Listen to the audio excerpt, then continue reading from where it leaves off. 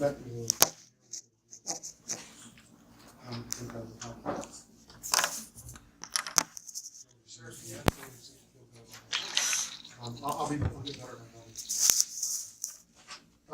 so I just asked you to write a paragraph. Right? So connecting whatever some aspect of the class. This class is really easy to connect things to because it's all over the place. Yeah, I mean, so that category of points is 25, so if you prefer to do that instead of doing a session, it's there. I make a commitment to anybody that's like an athlete or something in the room not to give you an ability to make the points within the context of the class. So this is for people that just would like to do fewer discussion. And generally people like that, so they go to all the attendance of the events. Rather than making the test harder and then giving you all extra credit on the test, I just say, hey, why don't I give you something that's fair to you, which is if I go to it, I don't have to run the discussion points.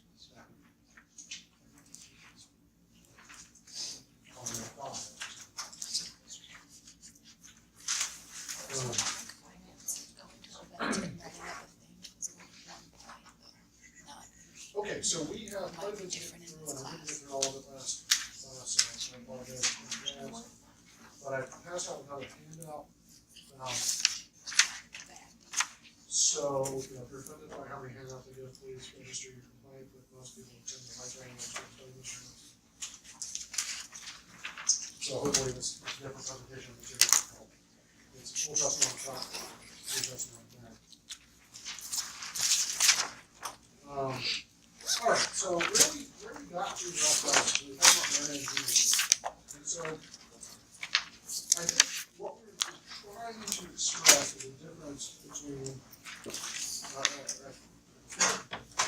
some tension between market type economies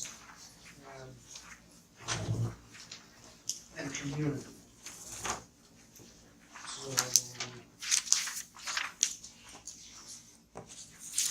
one short for some reason. There's one more back here.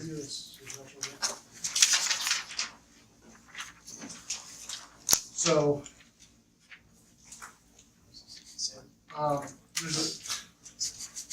there's a tension between sort of seeing the society as primarily a market-based system or seeing it as primarily a humanitarian or community.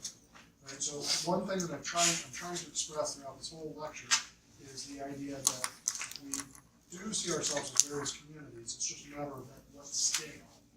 Right? So one of the things that I looked around trying to pick on people in the last class about what your signals that you're wearing.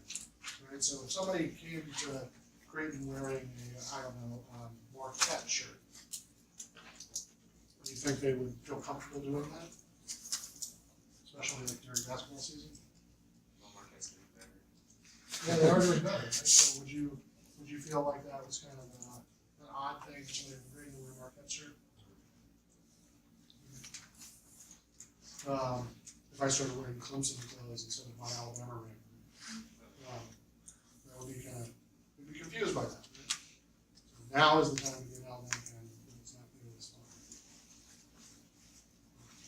Costly, right? But this defines a community, right? So are you a member of a community? But nobody seems to worry with people wearing Notre Dame gear. I wonder why that is.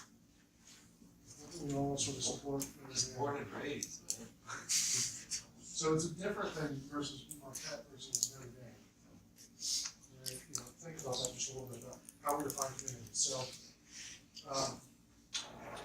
I've drawn on the board here just circles. I don't know how useful this is. But you can define a very small community in opposition to another community, but you can also think of a community that encompasses both.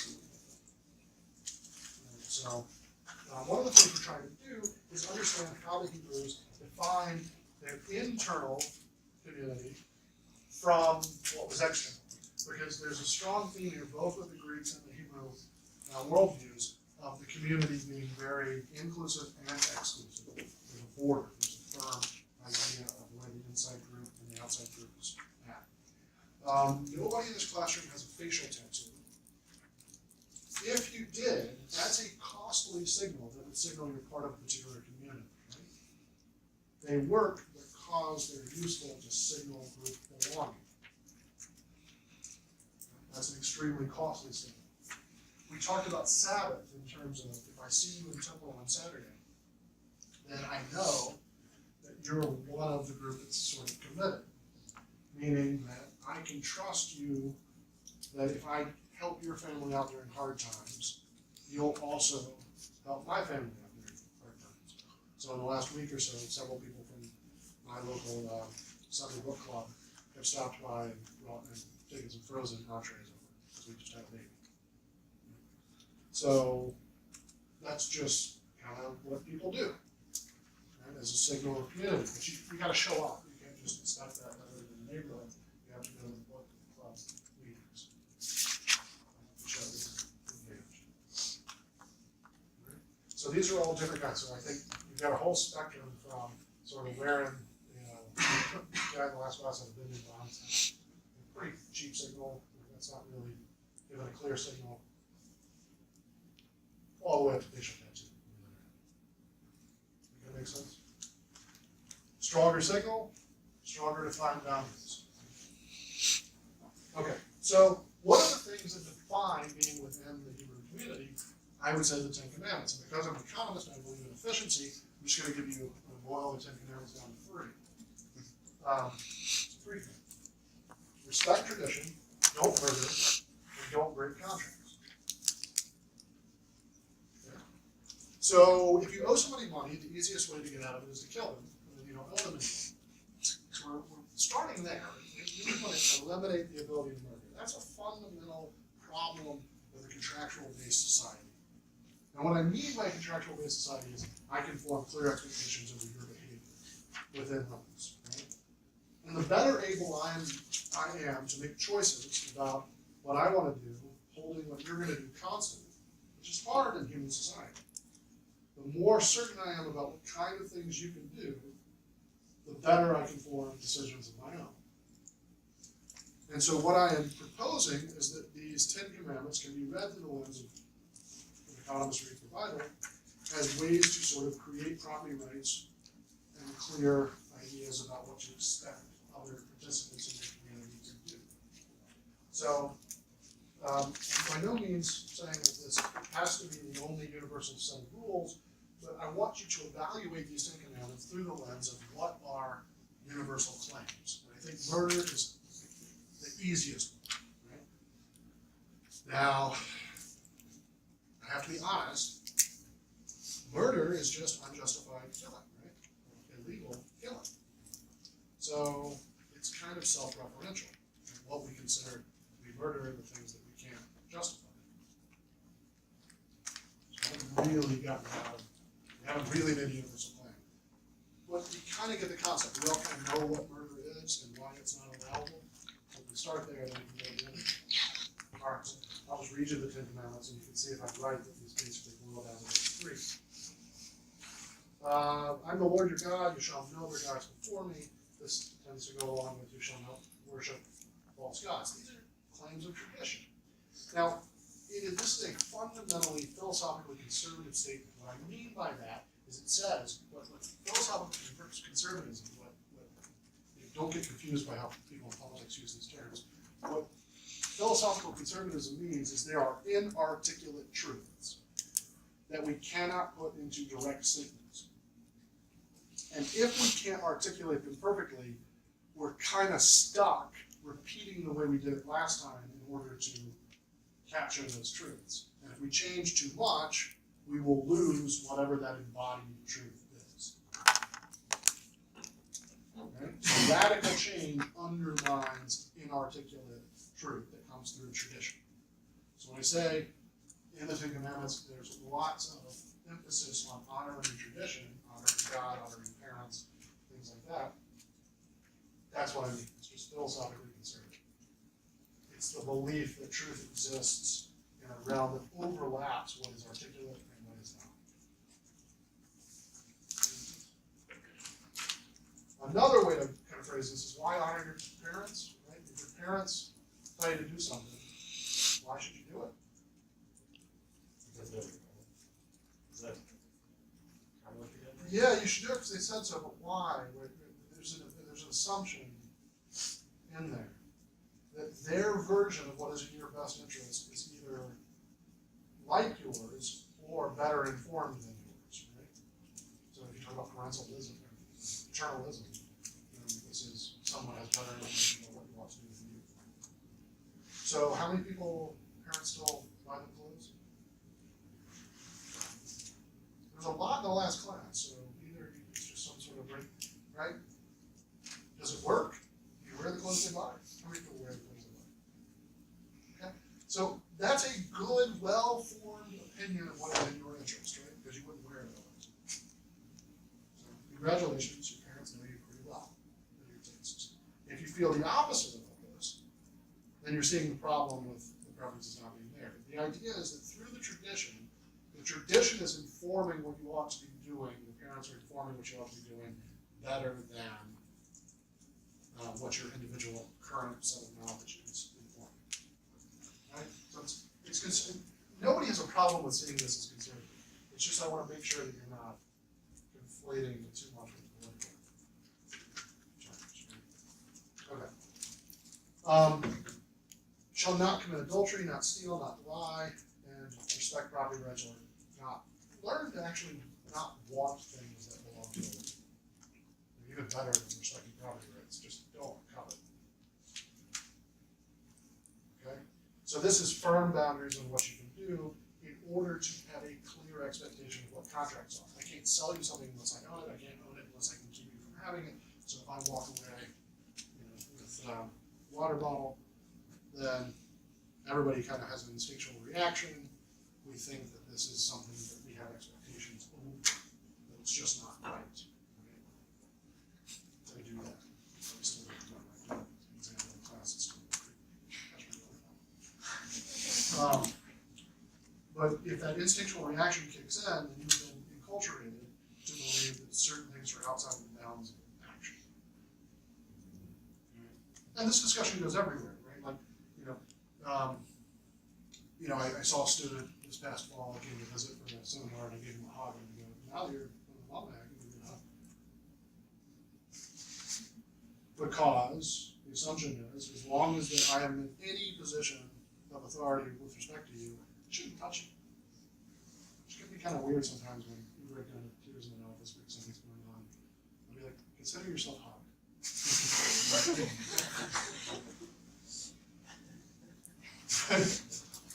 Which feels like, okay, well, I'll tell you more of my problems now. But these are expectations that we form, and they're good models of sort of what the limits of other people's behaviors are, and then we can choose what we want to do as a result of firm expectations of what other people are. That limits what you can do if you have to play by the rules. But the defining nature of what is an in-group are the rules that people follow. Property rights are one of those sets of rules. Tradition is a set of those rules.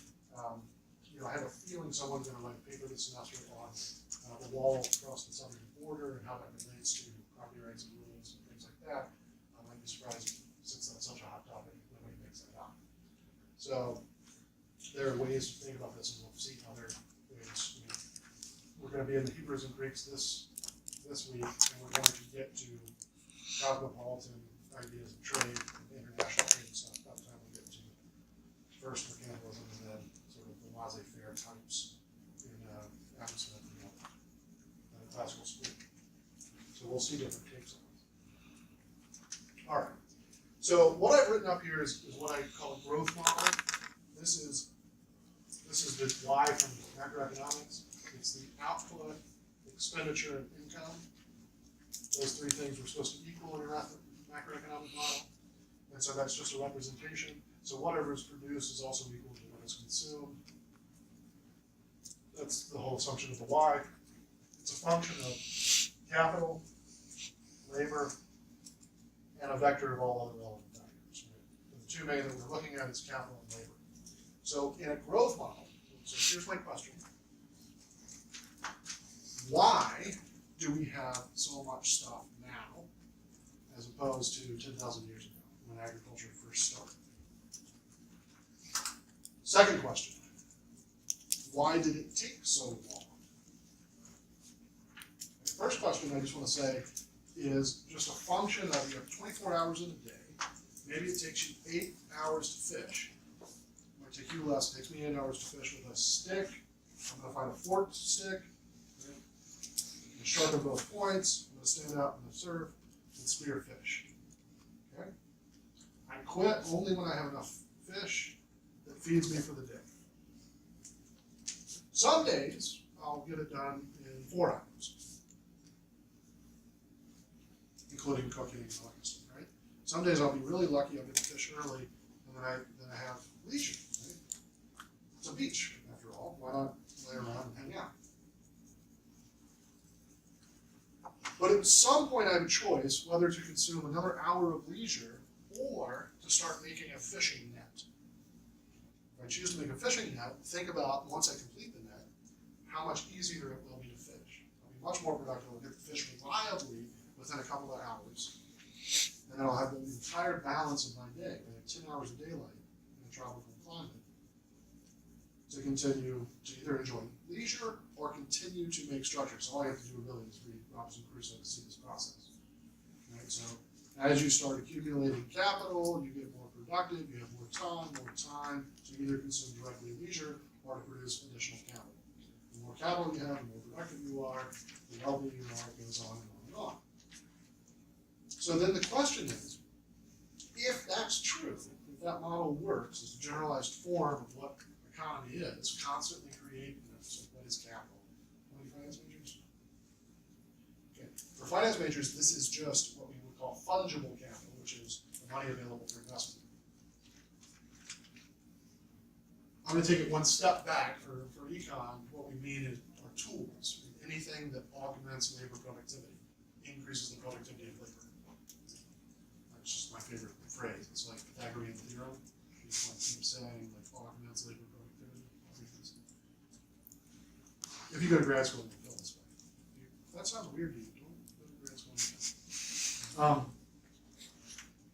So the accumulation of capital increases the productivity, and it just continues. Right? It should take off. You guys have all seen the growth rate, the exponential growth rate. Right? As you continue to increase productivity, you can accumulate ever more capital. So the question is, why, when we first got agriculture, I understand why we did it from 40,000 years ago to 10,000 years ago, the plants had to adapt to yield enough that we had surplus.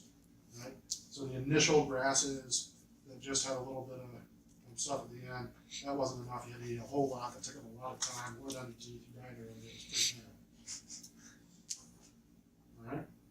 But once there's a sort of symbiotic process between plant and animal, as the animal replants the seeds from particularly nice species of grass, and then you end up with a nice wheat head, or you end up with a cob of corn, right? The original GMO process here, which is just the natural cycle of choosing and digestion and preserving some of those seeds for future plants of a nice type with sufficient fertilizer.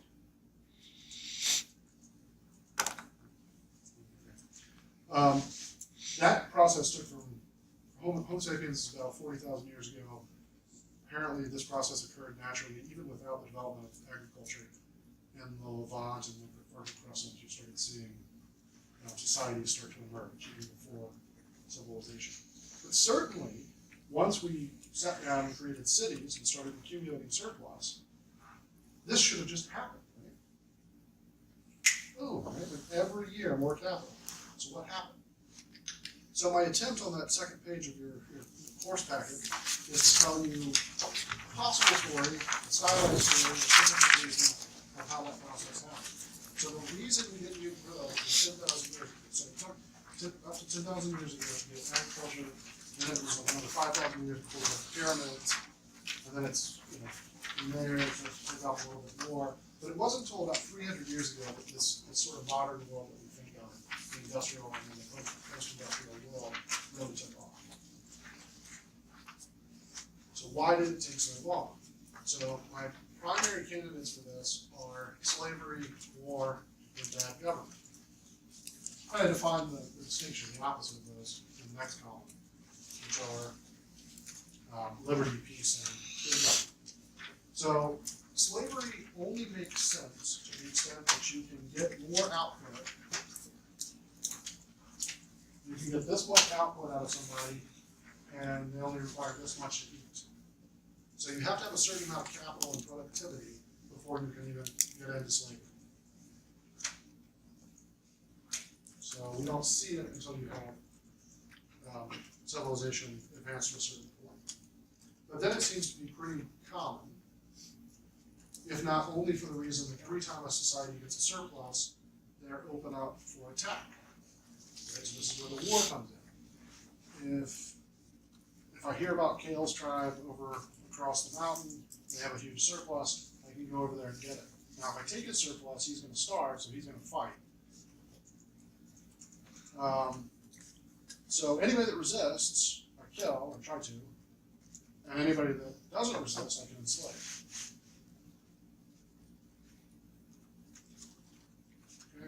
Okay. So the innovation of concepts of liberty start early on, right? The Hebrews reject slavery because they identify as people who have been victims of slavery.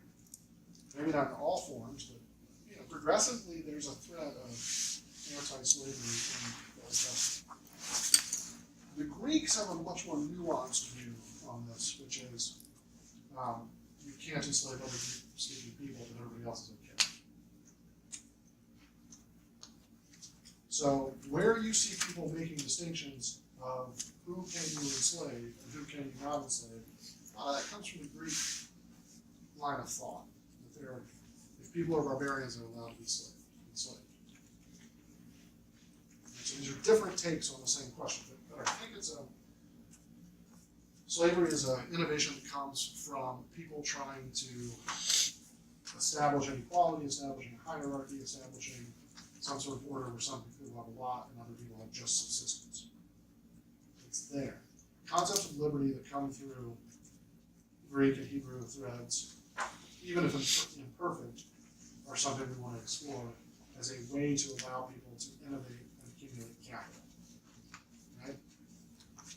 It's probably no surprise that we don't see very much entrepreneurship on the part of people that are only allowed to keep enough to sustain themselves in a certain way. Why would I try harder? Why would I innovate? So if a large portion of your population is in a subsistence state, you're probably not going to see very much entrepreneurship. It's a claim. We're not clear. Do you think a big part of that is like the ability to extend credit? Why people would enslave people instead of No, to get out of that, to accumulate the growth, get the exponential trade more. Yeah, so I don't know if we can make the claim that the wealthier society is, the less likely they are to have slavery. That's an interesting claim. I just don't know enough to say that right now, but I'm thinking that could be a part of a good paper. That the concepts of liberty emerge in a rapidly growing society. So then, prohibitions against war, right? The first peace treaty hangs above the United Nations. It was between Egypt and who in my international politics people? It was Ramses and the Sumerians. So they signed this declaration of peace. They agreed. They have this huge war. Ramses takes all the credit, the other guy takes all the credit. There's no internet, so they just take credit for winning this incredible war. And then they signed a peace treaty and they're not going to harass each other anymore. Because it turned out nobody has won. It's like the war of 1812. It's status quo. But it was the first peace treaty, and that is really important because from peace you can stop systematically destroying productive people. And so if you send people to war, they tend to be people with high opportunity cost. They tend to be fit. They tend to be able to do things outside war. So using up a lot of resources is just friction in the system. So if we're talking about capital accumulation, anything that slows down the rate of capital accumulation is going to slow down growth. All right. Now here's the point where I just need your help. What is good government, bad government? Good government, we've tried to talk about under the concept of 10 Commandments, coming up with rules that allow us to anticipate how other people are going to play. Good justice good law? Anything beyond that, anything that becomes extractive, anything that's taking without making, has to be bad government, because it slows down the rate of capital accumulation and growth. That's not a very satisfactory answer, but it's a good categorical distinction. So you can argue for what you think are good rules. One of the things I'm confident in reminding people of last class is, what is entrepreneurship?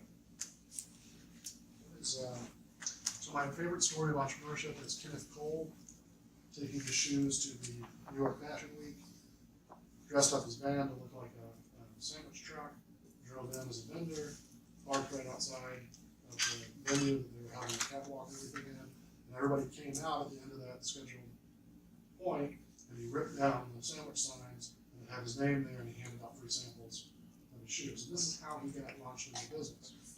So if you're running Fashion Week, the next year you have tightened security. Not because you don't like Kenneth Cole, but if everybody did that, it would be chaos. Kenneth Cole was there at the right time, taking the right move to launch his brand. Is that unethical?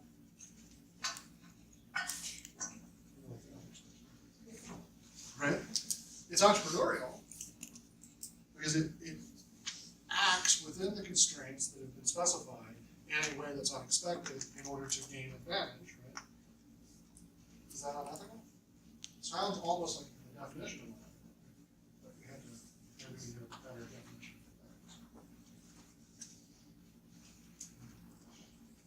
of that. So my question about how to define these characteristics, how to define, obviously, an easier way to put this that fits in here, what I believe would be your prior versions is, you can have a really good system and keep it really stable and orderly, philosophically conservative, but then you're not going to change. You're not going to adapt. So there's a balance between these two elements. You don't want to be excessively rigid, and you don't want to be so against rigidity that you lose all concept of internal consistency. All right, so this gives us, I think, enough of a background to start talking about the handout we gave today, which is the Old Testament and New Testament. So I did talk a little bit about man and Jubilee last time. We talked about the Ten Commandments.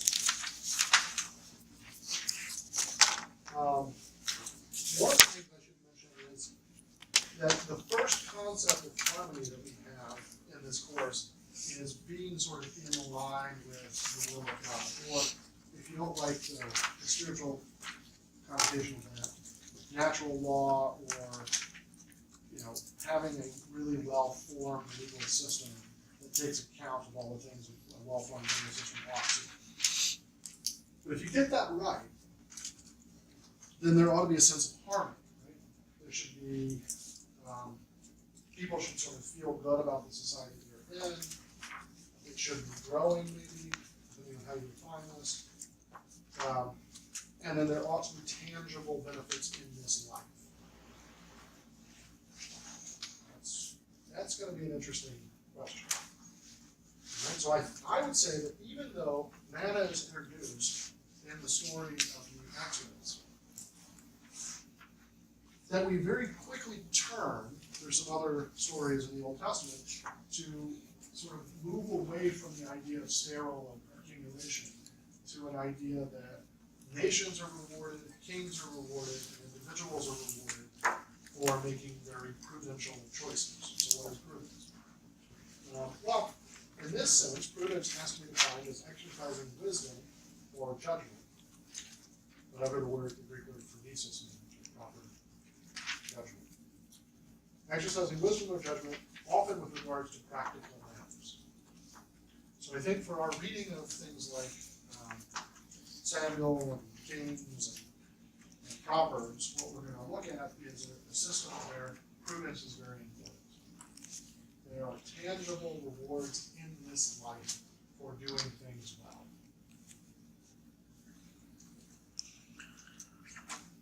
Solomon gets rich because he's a wise king. David is punished for being selfish. In Proverbs, I've listed 3 Proverbs here. A slack hand causes poverty, but the hand of the diligent makes rich. So if there's no such thing as wealth or wealth accumulation, then what exactly are we getting out of this? I think that in the terms of the Proverbs, it's meant to actually imply material wealth, not just some sort of figurative idea. In the next proverb, wealth hastily gotten, an interesting footnote here, hastily gotten with regards to one's own vanity, will dwindle, but he who gathers little by little will increase it. So here's something that we're going to see in the Greek when we discuss the Greek scenario, that there's a natural way to accumulate wealth and there's an unnatural way. And the unnatural way is temporary. The natural way is sustainable. And these are life lessons you guys have probably heard in different contexts or whatever, but grow at a rate that you can sustain rather than one that's too fast. What do you consider a natural way versus an unnatural way? Like to say someone hit the jackpot on an investment and made themselves wealthy overnight versus developed a business and made themselves wealthy over a generation.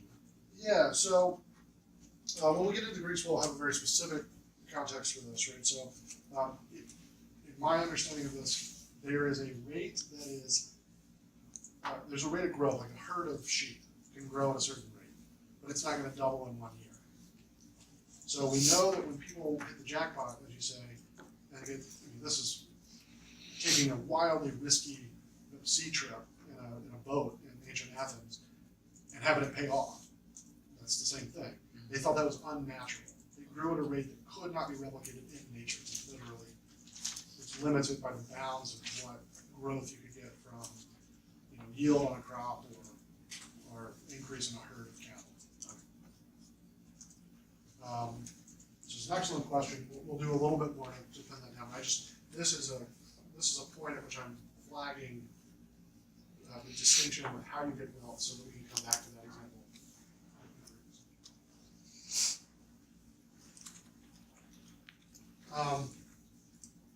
Then the last one, in all toil there is profit, but mere talk leads only to want. There's a couple different ways to read this. One is we'll talk later about the labor theory of value. Is labor itself intrinsically good? Right? As long as you're not hanging out and talking, wasting your time, is it good just to be in labor? Right? Just going out and working? Because that's how some people read this. The other way of sort of reading it is, well, if your point is to labor, if there's something good about labor, then shouldn't we be productive with the labor, right? In other words, is it possible to labor and be successful, and that because labor is good, you reap the result of good labor?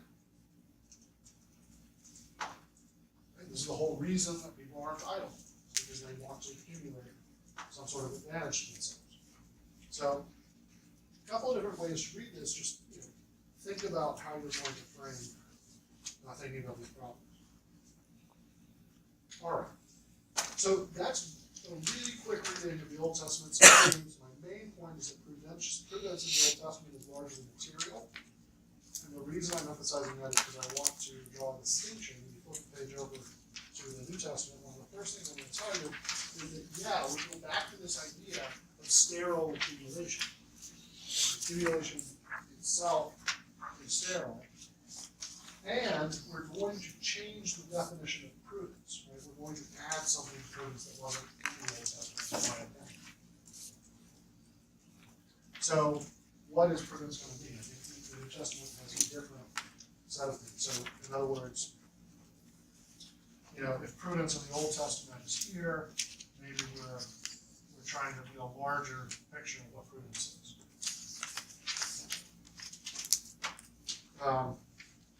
So there's nothing that I read that says that wealth is inherently wrong. It's just that it's sterile. It focuses your attention on things that properly understood are not important. There's inherently wrong with it. never are you told that your wealth is absolutely going to mess you up, but it's that it's distracting from anything else you can be doing.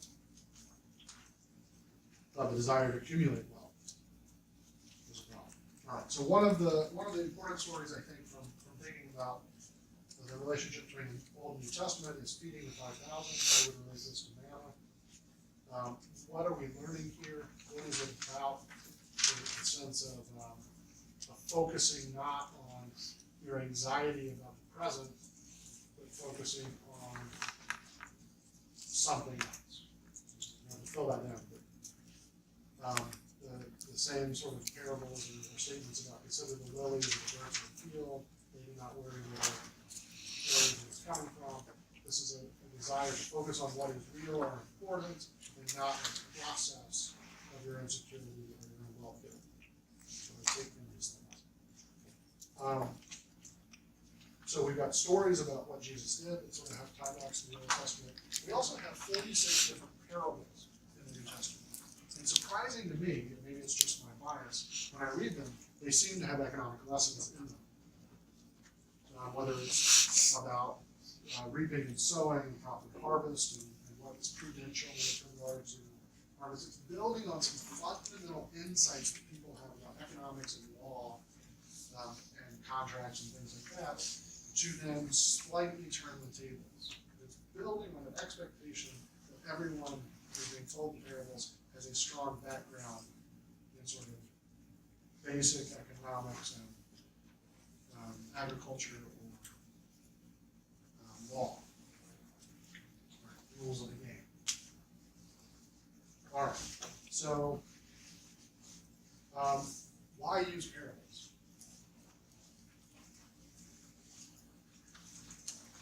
I had some people jump in on this last time. Kind of a basic story that anyone from any perspective can understand, regardless of their background. That's beautiful, right? The most important part of what you said, I think, is that people from different perspectives. Right? So parables are a travel, right? Different people can hear them and get something out of them. It speaks to everybody. So it's the universality of a parable that's the claim, right?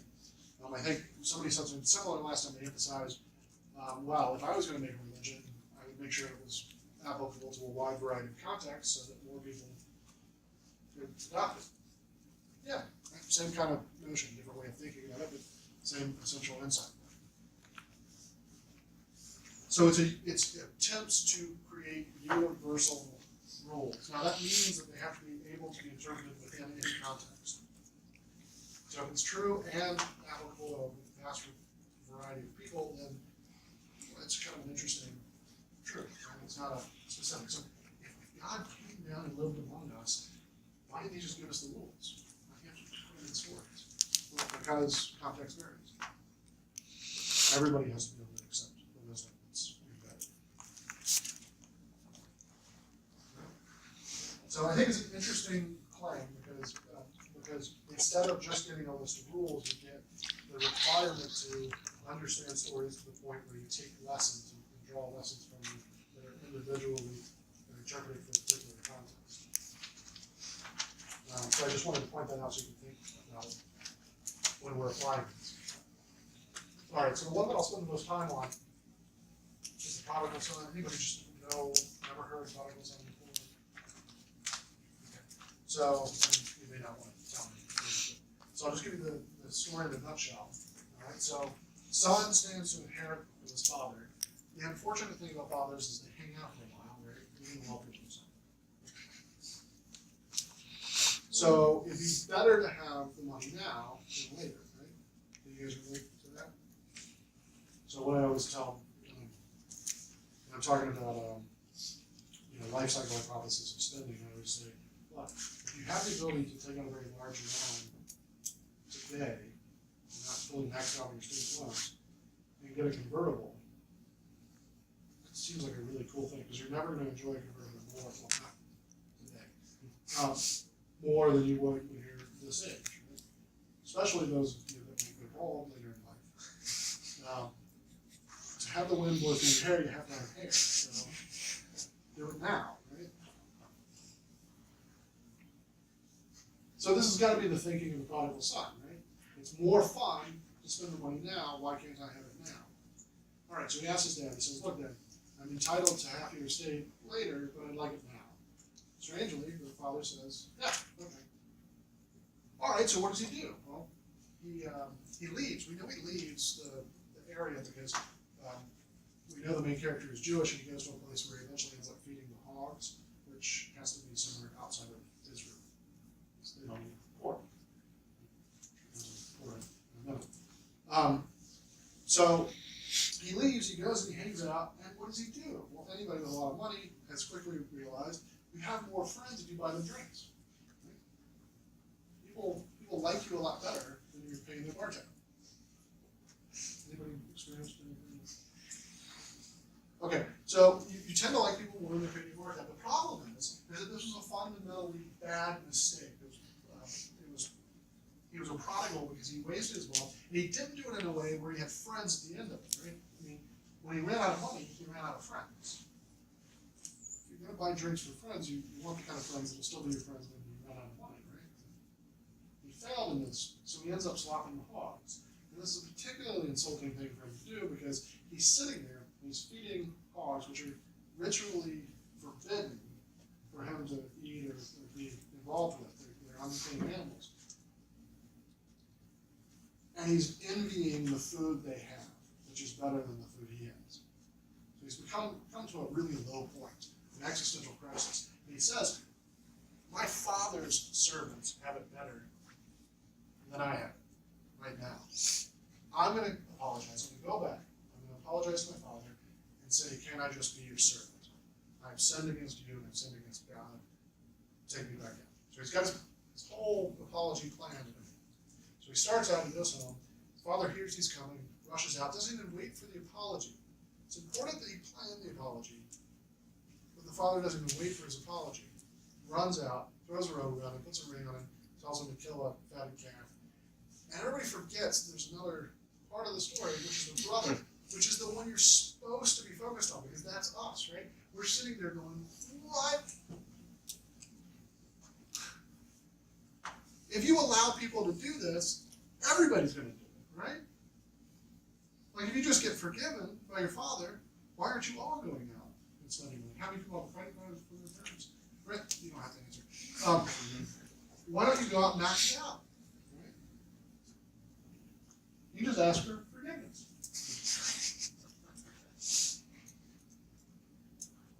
Okay?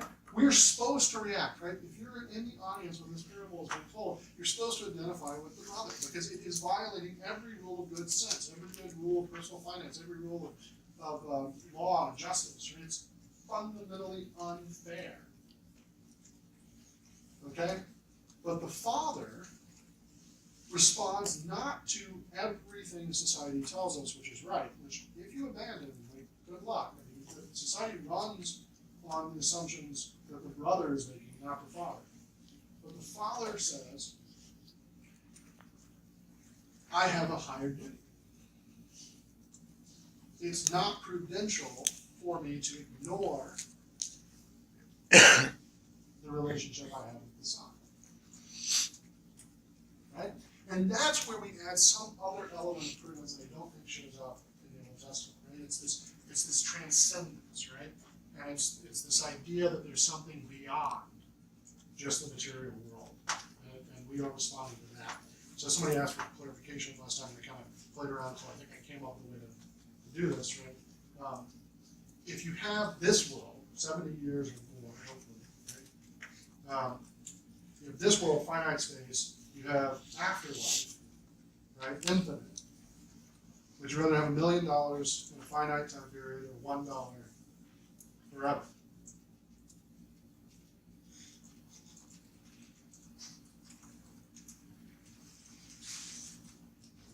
$1 million and only 70 years to use it, or $1 and you'll live forever no matter what. Okay? So if you add on this dimension of transcendence, if you believe in an afterlife, and this is not something that's necessarily in the Old Testament. I'm not an expert on Hebrew concepts of the afterlife. All I know is the funny joke. this is econ with dad jokes. The Sadducees didn't believe in an afterlife, and that's why they were sad, you see. So you'll never forget that, because I've never forgotten that as a result of the terrible dad joke. But when they came up after class, because my dad's a preacher, he tells that joke all the time. But so the idea that there's something else, if there's a transcendence, there's a claim about what we owe each other as a community that transcends the sort of material world, adds this really interesting element of prudence. So one of the things we're going to see when we get to the sort of early Christian writings in the medieval period is sort of going back and forth, trying to square this. By the time we get to Calvin, we're getting closer to the Proverbs, right? The wealth is okay in this life and the sign of reward. Catholic thought it goes a different direction in a lot of places, right? The communitarian element is one of the things that defines Catholic thought apart from Calvin, at least. There are other forms of Protestantism. I just want you to be aware of sort of the different tensions and different ways that these arguments have been taken. But I think it hangs its hat on this idea of what is prudence. Prudence over material things, or prudence material and. And so that's sort of the Economist Reads the Bible sort of take on this division between New Testament and Old Testament.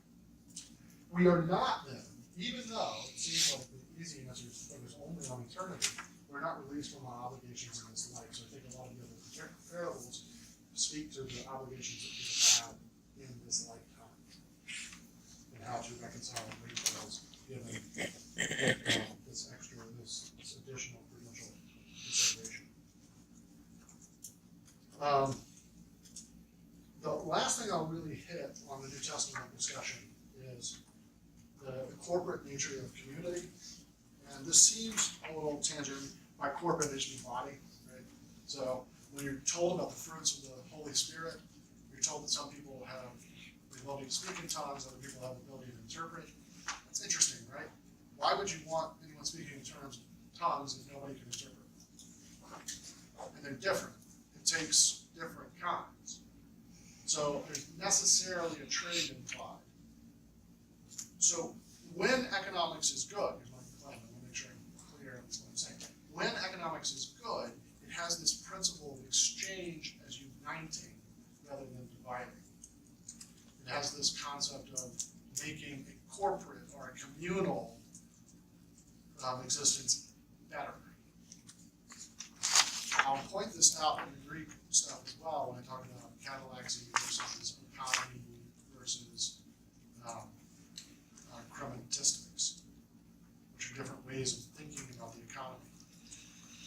But at least the normative ideal here is that a community benefits from the different gifts that people have inherited. And it doesn't necessarily seem like an economy, it may actually sound like this is the opposite of economy, but this is the economy of this transcendent principle. It's an economy of recognizing the division of labor as something that's mutually reinforcing and validating. So then it's just a matter of what institutions best provide that, whether it's socialism or Marxism or capitalism or whatever you want to add to it. The game is the same. It's what makes us more dignified and communal, right? But I think you can't do better for sort of a picture of the ideal community or the corporate nature of community than this passage from 1 Corinthians, which talks about the different gifts of the Spirit. And so I take that as a sort of normative target for how we think of economy.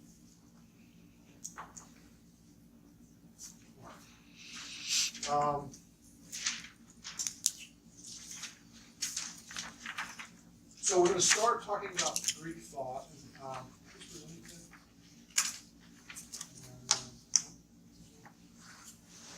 Okay, so just make sure you stop me in about 20 minutes. You need to plug in.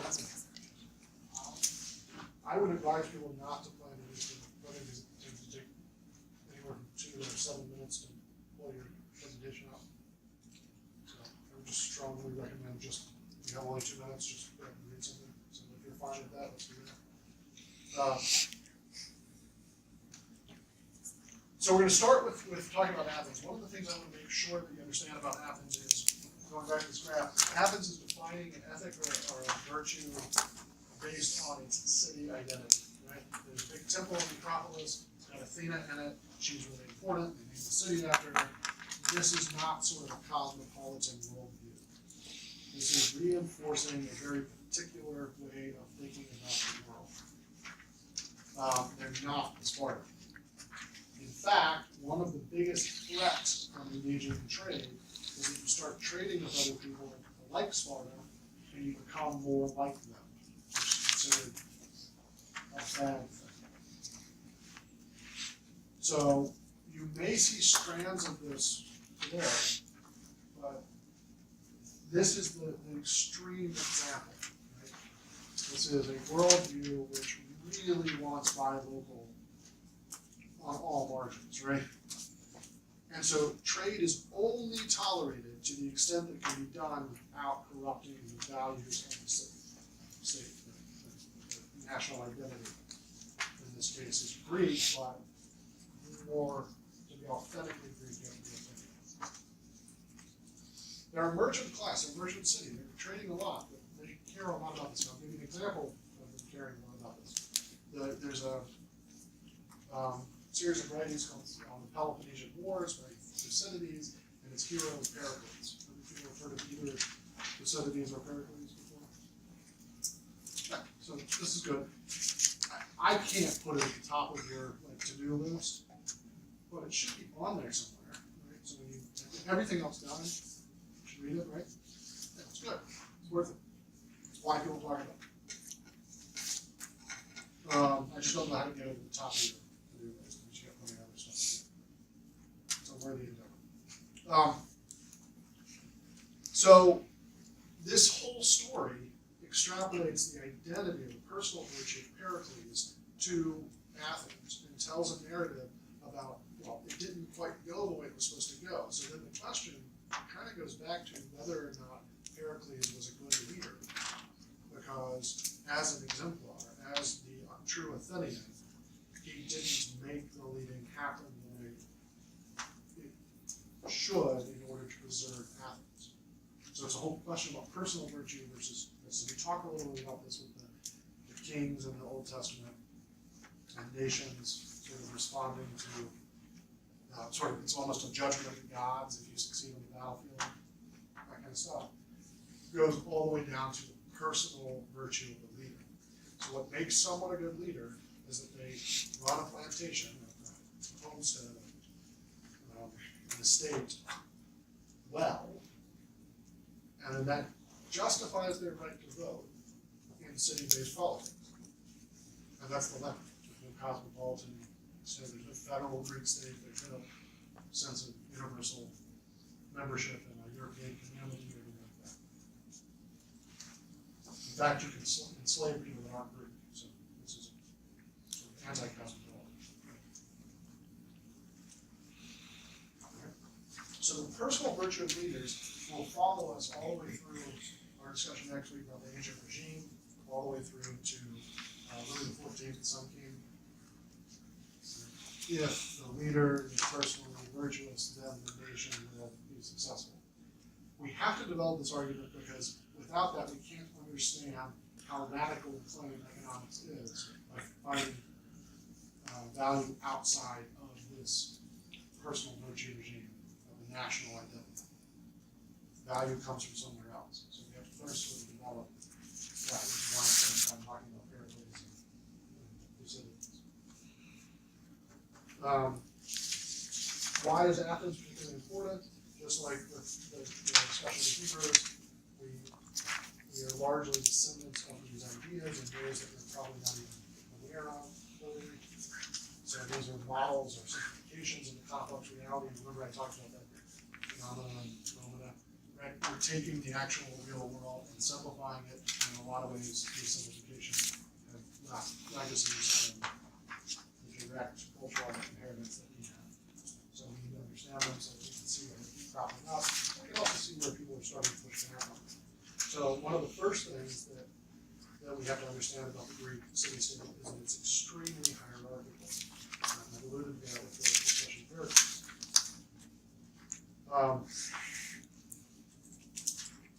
One of the ways that they prevent getting too corrupted is by limiting the scale of their political conscience.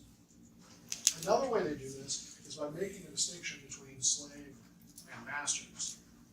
And, you know, let's take the actual economic structure of slavery off the table. Let's think about this in terms of things that are still present with us even after removing the actual chattel slavery concept. One of the things that we expect from the liberal arts, in fact, the very liberal arts education, one of the things we expect from that is to be free, to be completely, to achieve the point of good judgment that produces the proper provincial wisdom. There's a huge conversation, people have written about this, especially last semester for some reason. A couple of papers talking about can you have a liberal arts education in our current society? Right? What would it take? What does it mean? Right? Are we vocational? Are we servile education? Or are we liberal? If you think in this Greek way of thinking, which I think comes through in a lot of ways that I'm still grappling with, to achieve freedom is to become entitled to a degree of responsibility and autonomy that not everyone else is entitled to. To be educated means that you get to make decisions. You're an expert, right? And other people are in need of paternal wisdom, loving paternal care. And I think if you look for it, right, this is availability bias, if you look for it, you'll see it. You'll see how people talk about expertise and talk about science and all these other things as people have achieved a certain level of sort of competence or expertise, and then they are entitled to make decisions, whereas other people are merely responding to impulses. And I think that legacy comes through the Athenian tradition. It's just deep with us, and we're going to get away from it. But we can be aware of it and try to think of alternatives. Does that kind of make sense? So something about, I value the liberal arts. I think that liberal arts is meant to make you fully mature. The question is, can everyone in a given society reach that level of agency? We haven't achieved it yet. I think John Stuart Mill would be surprised that we haven't achieved it yet. I think he was much more optimistic. Well, when we talk about him, we'll talk about where he thought it was going to be limited, but he pretty much thought every English-speaking person was going to be well educated. It was very simple, right? We had the procedure set up. So why haven't we achieved that level of independence and agency by now if the formula is so simple? It's similar to this question of why didn't we grow faster? All right, so, but literally in the Greek state, there's a difference between slaves and masters. Remember I said that the size of Athens was probably about the size of everyone associated with the University of Nebraska? So you can decide yourself who are the masters and who are the slaves, so the students or anyone divide up. But it's about that size, right? It's about 40,000 people, 44,000 in Athens, but Lincoln's not that far off. You think about all the employees, all the students, all the faculty.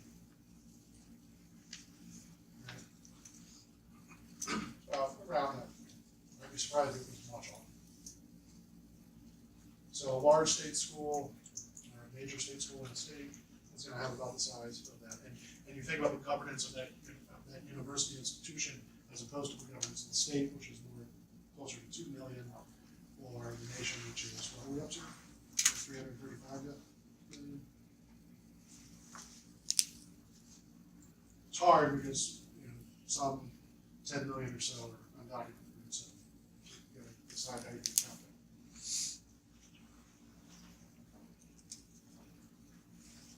I think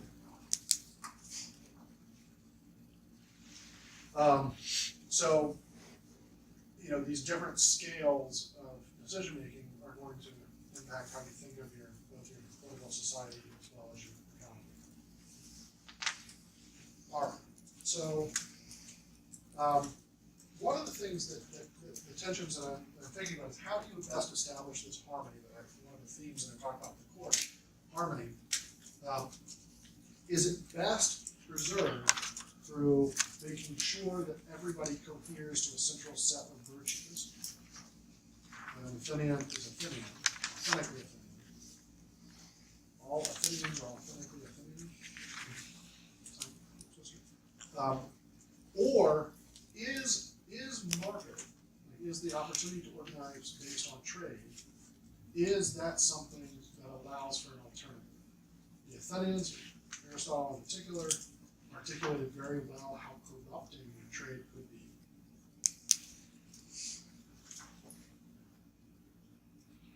Is he interpreting corruption the right way? Do we tend to think of markets as being a source of forming that harmonious order without hierarchy? Because all that really counts in a market exchange is that both people find it to be just and repeat the transaction. So one of the terms I'm going to introduce you to is there are three ways to view the economy. The first is the Greek way, the oikonomy, which is the management of the household. This follows directly from the idea that if you run a good house, you are a good citizen. Therefore, you have insight into the city state because you do a good job managing your personal finances. That means growing the livestock at a high enough rate to be wealthy, have surplus to slaughter, grow your field, your crops are yielding every year at a reasonable rate. You are good at managing a household. You create surplus for the community. You do that well, you're a master of economy, you're then entitled to comment on politics. The other way to think about it is what Aristotle points out as rhematistics, which is the study of wealth giving. Right? The only orientation you have is sort of how large your bank account is when you die, because it's a score, just like ping pong or pinball or what's the one with the caterpillar and Gallagher, where you just keep going through levels and it gets faster and faster. Tetris. If the goal is just to get the highest score at the end, that's wealth giving. It's sort of it's very easy to see why that would be sterile. So all the targets of sterile wealth, I believe, are this chromatistics, this study of wealth giving, accumulation for the sake of accumulation. It's its own goal and it is perverse. The third variety, which I'll emphasize not only because it is a Greek word, it's appropriate to talk about in this particular context, but because we will call back to it when we talk about John Henry Newman and Archbishop Wheatley, sort of their discussion of political economy in that first generation after Smith and classical school, is catalaxy. Catalaxy is a Greek word that originally meant just money changing. Right? So you travel around the world, you have to go to a foreign exchange booth, that's money changing.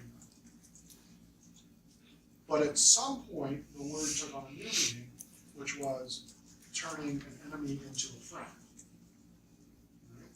So I don't exchange with you directly for money, right? Because we can get to know each other and we're kind of social and hanging out and that kind of stuff.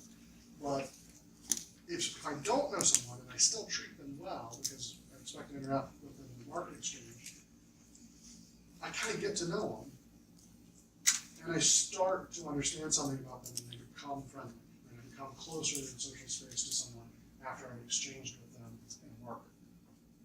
So there can be a socializing habit of market interaction. That would be the goal of the normative position, which I talked about earlier, is this corporate nature of economy. And that's the catalax, turning an enemy into a friend. In Romans, when they're writing in Greek and they're looking for a word to talk about the redemption of the world, the phrase katalaktos is used. I have all this broken down in the slide.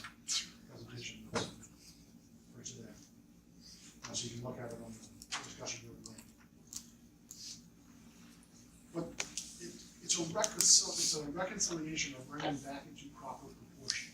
So I guess the easiest way to say that would be is if you go and buy a bag of chips downstairs and give them money and you say thank you to them for the chips and they say thank you to you for the money, that's a mutual coincidence of thank you, which is a proportionate trade. As opposed to, my wants or my experience is then when I go to the CenturyLink Center and pay $5 for a Coke, I'm like, damn it, I'm buying it anyway, right? So there's something here, it might have to do with consumer surplus or whatever, you can talk about that later if you wanted to write on this. But there's something here about a proportionate or a catalactic trade which orients people in fair exchange. It's really sloppy, that's why there's not a lot of stuff written on this. Saying mutually beneficial exchange that. Yeah, but strictly mutually beneficial. The way that Mike Munger has written about this is to call it voluntary. Right, so ants are eusocial, we're social animals, ants are eusocial, there's just a higher level of sociality. It's voluntary, but it's voluntary. It's like the absolute voluntary.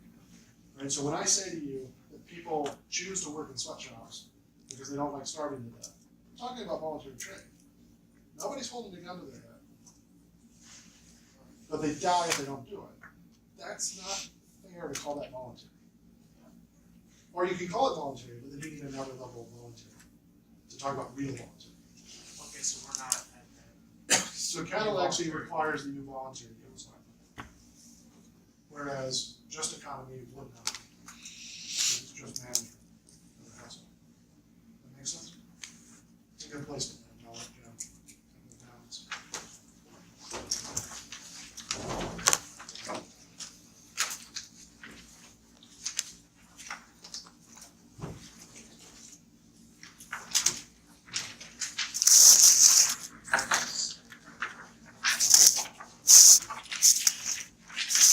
Alright, so the paper I had was called Aristotle and Hegel, the Economic Problem of Critical Thought by Barry Gordon.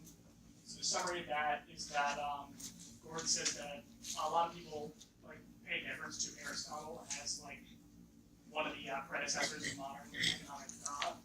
But he says that Aristotle was driving at different questions than what a lot of modern economists are, and that a better predecessor would be Hesiod, whose questions were more like those posed by modern economists. He's got a pretty similar understanding of scarcity in that we've got unlimited wants but limited means, and he has three motivations for people to work, which are one, material need, you work so you don't starve, a fear of shame for having being in poverty, if everyone else has got better stuff than you feel kind of ashamed of that, so you want to work to get more. And then kind of related to that is a desire to have a similar material condition to your peers, and that drives competition. And that's kind of in opposition to Aristotle, who believes that ends are not unlimited, and wealth is not an end in and of itself. You need to define an end, and then wealth is a means to that end. So wealth isn't good in and of itself. And so the connection to our course is there's two different understandings of scarcity there. There's Hesiod with his limited means and unlimited wants, which is a lot like modern economists, and then Aristotle, ends are not unlimited, and so you can kind of adjust your ends to fit your means. And so that leads to a different understanding of scarcity. And then for wealth, for Hesiod, more wealth ends up being better because then there's more time for leisure. And Hesiod thinks that, the natural state people want to be in is leisure. But Aristotle, for him, wealth is a means to an end. Having more wealth isn't necessarily, it can be good, but it isn't necessarily good. And then in terms of evaluation, I thought that the argument in the paper was sound. The argument was essentially that, we need to, modern economists should consider some of these questions that Aristotle had, but also the paper was kind of confusing. The entire introduction is almost completely about Aristotle. He barely mentions Hesiod, and then the first half of the paper is all about Hesiod. Then he like throws in some stuff about some other this paper some other guy wrote about like Democritus and some other guys that it's really out of place and confusing. And then you don't actually understand what his argument is until the conclusion. Like the first time I read it, I thought it was a criticism of Aristotle, when he's actually like arguing that Aristotle's points are valid and we need to consider them more. So, I thought that while it had a sound argument, the structure was really confusing. And so, it would really need to be significantly reworked to make it more accessible. So modern economists blame Aristotle, but they really like Hesiod. But that's not a good thing. They should be more like Aristotle. Yeah. Right. So that, you said that when we were introduction. Right. Right, but it's really hard to get that from the introduction. It sounds like he's saying like people claim to be like Aristotle but shouldn't, and like you shouldn't want to be like Aristotle, when he actually is saying that you should want to be like Aristotle. So it's unclear. Cool. Thank you very much.